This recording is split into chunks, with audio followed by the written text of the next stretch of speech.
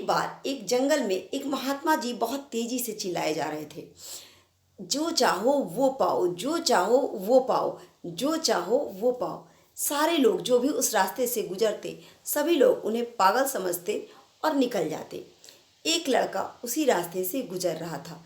उस लड़के ने सोचा, ये महात्मा जी ऐसा क्यों चिल्ला रहे हैं। वो लड़का उनके पास जाता है और पूछता है, महात्मा जी आपके पास ऐसा क्या मंत्र है जो आप मुझे दे सकते हैं और जिससे मैं जो चाहूँ वो बन सकता हूँ। महात्मा जी ने कहा, हाँ बेटा, मेरे पास ऐसा कीमती मंत्र है जो मैं तुम्हें दे दूंगा तो तुम जो चाहोगे वो मिल जाएगा, लेकिन ये बताओ कि पहले तुम चाहते क्या हो। उस लड़के ने कहा, मैं इस संसार का सबसे बड़ा हीरे का व्यापारी बनना चाहता हूँ।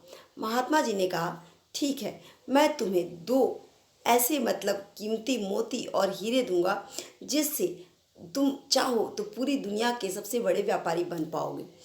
लड़के ने कहा, ठीक है। तो महात्मा जी ने कहा, अपनी पहली हथेली बढ़ाओ। लड़के ने हथेली बढ़ाया।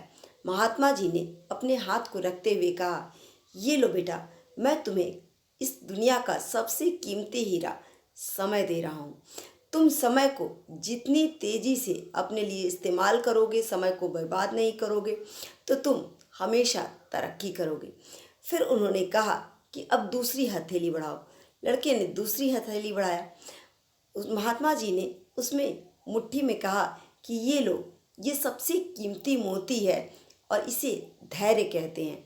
अगर धैर्य धारण करोगे, यानी तुम कितना भी संघर्ष कर रहे हो लेकिन उसमें अगर सफलता नहीं मिल रही है, फिर भी तुम धैर्य करे रहोगे तो अवश्य एक न एक दिन सफलता मिलेगी।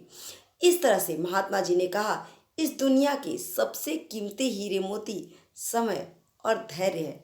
अगर ये दो चीज़ें हमारे पास हैं तो हम मेहनत करेंगे तो एक न एक दिन सफल अवश्य होंगे।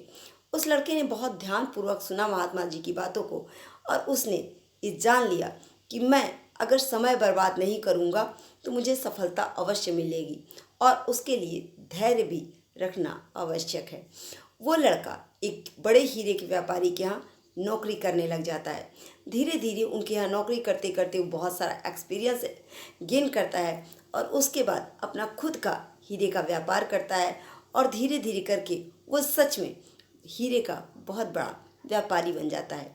यानी अगर जिसके पास समय और धैर्य दोनों है, यानी समय को बर्बाद नहीं करना है और अगर हमारे काम में सफलता नहीं मिल रही है तो उसके लिए धैर्य बनाए रखना, तो हम जीवन में सफल अवश्य होंगे।